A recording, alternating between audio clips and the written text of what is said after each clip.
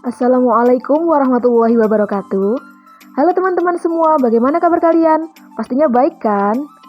Nah, pada pertemuan ketiga kali ini, kita akan membahas tema tentang fungsi. Nah, sebelumnya kita perkenalan dulu yuk. Kita dari kelompok pertama, yaitu Ahmad Abdul Latif, Alfiantia Maryadi, dan saya sendiri, Aprilina Sukmayanti. Dalam pertemuan kali ini, kita akan membahas apa sih yang dimaksud fungsi itu, dan bagaimana penerapan fungsi dalam ekonomi dan bisnis. Oke, kita langsung aja masuk ke materinya. Penerapan fungsi dalam bidang ekonomi dan bisnis merupakan salah satu bagian yang sangat penting untuk dipelajari bagi para mahasiswa. Hal ini dikarenakan model-model ekonomi yang berbentuk matematika biasanya dinyatakan dengan fungsi. Di samping itu, fungsi merupakan dasar bagi kita untuk mempelajari mengenai konsep limit dan aljabar kalkulus pada bab berikutnya. Fungsi dalam matematika menyatakan suatu hubungan formal di antara dua himpunan data. Misalnya, himpunan dan konsumsi keluarga tahunan dengan pendapatan keluarga tahunan. Jika kedua himpunan data kita misalkan masing-masing sebagai variabel, maka fungsi dapat kita katakan sebagai hubungan di antara dua variabel. Fungsi seperti ini kita sebut dengan fungsi dengan satu variabel bebas. Tetapi konsep mengenai fungsi dapat diperluas lagi menjadi fungsi dengan dua atau lebih variabel bebas. Sebelumnya, teman-teman bisa lihat gambar contoh di atas. Pada gambar 3.1a adalah suatu hubungan fungsional di antara X dan Y karena setiap nilai X berhubungan dengan satu dan hanya satu nilai Y. Hal ini ditunjukkan oleh garis lurus G1.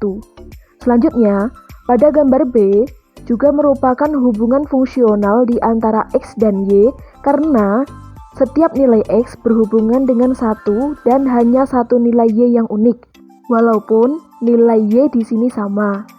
Hal ini dapat dilihat pada garis lengkung G2, di mana X1 dan X2 berhubungan dengan Y1 yang sama. Sedangkan untuk gambar C adalah bukan fungsi, melainkan satu hubungan karena setiap nilai X yang ditentukan berhubungan dengan lebih dari satu nilai Y. Suatu fungsi dapat juga disebut dengan pemetaan atau transformasi. Kedua istilah ini menyatakan suatu tindakan yang menghubungkan satu dengan yang lainnya. Dalam pernyataan Y sama dengan Fx, penulisan fungsi f dapat diartikan sebagai suatu aturan di mana himpunan X dipetakan atau ditransformasikan ke dalam himpunan Y dan dapat ditulis menjadi sebagai berikut ini.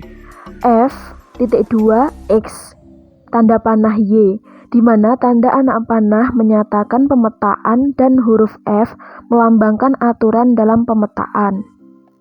Dalam pernyataan fungsi Y sama dengan Fx, nilai X disebut sebagai wilayah domain dari fungsi, sedangkan nilai Y disebut sebagai jangkauan, kisaran, rentang, atau biasa kita sebut ring fungsi. Wilayah dari fungsi ini bisa merupakan himpunan bagian dari semua himpunan bilangan nyata, sedangkan jangkauan dari fungsi merupakan hasil dari semua X yang diberikan. Jadi, untuk suatu fungsi tertentu, setiap elemen dari wilayah saling berhubungan secara pasti dengan satu elemen tertentu dari jangkauan. Jadi, dari uraian-uraian ilustrasi di atas, maka kita dapat simpulkan bahwa fungsi dapat didefinisikan sebagai suatu hubungan di mana setiap elemen dari wilayah domain saling berhubungan dengan satu dan hanya satu elemen dari jangkauan atau ring. Jadi, dari definisi fungsi ini dapat disimpulkan bahwa suatu fungsi adalah suatu hubungan atau relasi, tetapi suatu hubungan belum tentu fungsi. Variabel bebas dan terikat.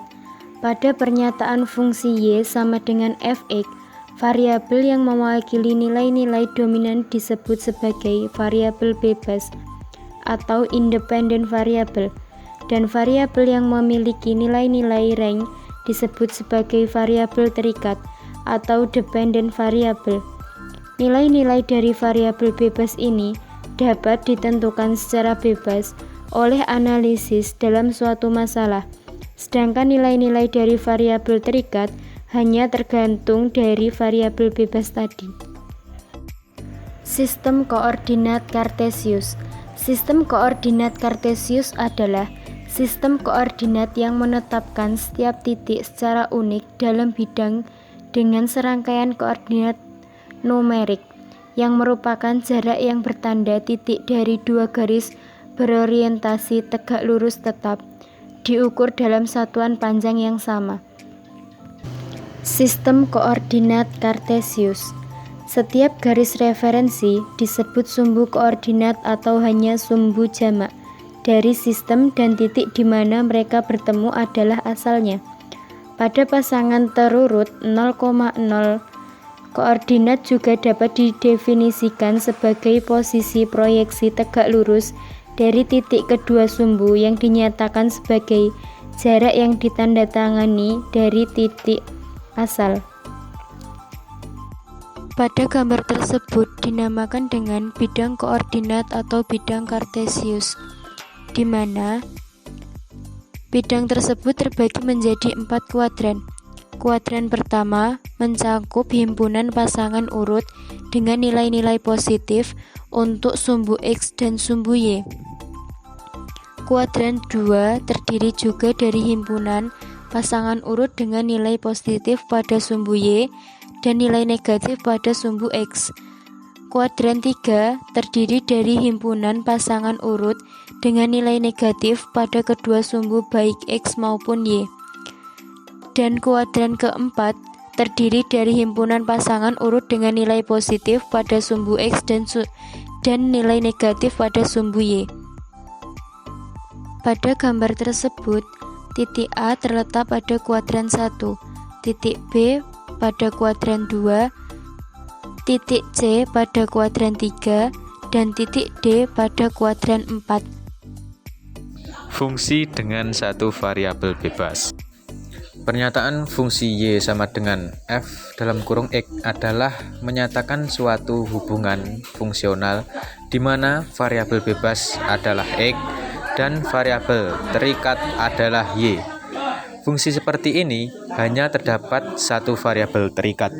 Jadi, fungsi dengan satu variabel bebas berarti hanya ada satu variabel bebas yang mempengaruhi pada satu variabel terikat berikutnya saja. Fungsi dengan satu variabel bebas ini dapat dikembangkan lagi menjadi beberapa jenis fungsi. Tetapi jenis-jenis fungsi yang biasanya digunakan atau diterapkan dalam ekonomi dan bisnis hanya terbatas pada beberapa jenis fungsi saja, yaitu fungsi polinom, fungsi eksponen, dan fungsi logaritma. Fungsi polinom mempunyai bentuk umum sebagai berikut. Dari fungsi polinom di atas, konstanta an tidak sama dengan 0 dan non-negatif, sedangkan n menyatakan pangkat dari variabel x dan merupakan bilangan bulat positif.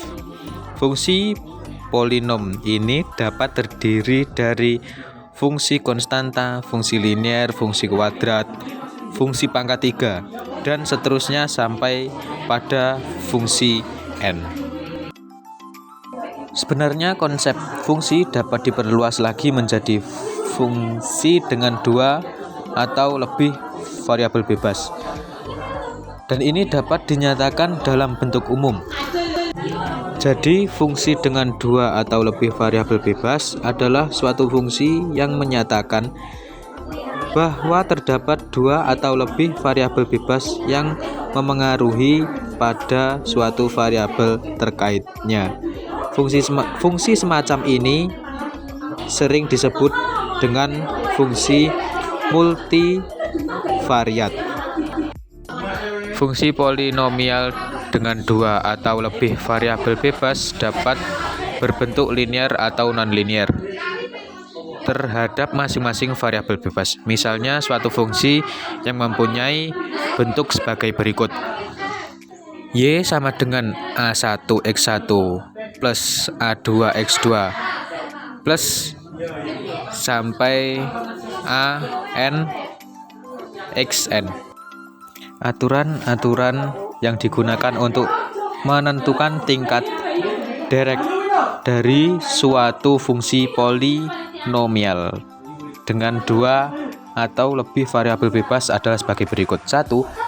Tingkat dari suatu suku adalah sama dengan jumlah dari pangkat atau eksponen pada variabel-variabel dalam suku itu. 2. Tingkat dari suatu polinomial adalah sama dengan tingkat suku itu dari tingkat paling tinggi dalam polinomial. Nah, jadi itu tadi penjelasan tentang materi fungsi. Buat teman-teman, semoga bisa paham dengan apa yang kita sampaikan, dan apabila ada yang belum dipahami, bisa ditanyakan kepada pemateri. Tetap jaga kesehatan, tetap stay at home, dan selalu berdoa. Oke, sekian dari kelompok kami. Apabila ada kata yang kurang berkenan dan apabila ada salah kata, kami dari kelompok 1 meminta maaf yang sebesar-besarnya. Sekian, wassalamualaikum warahmatullahi wabarakatuh.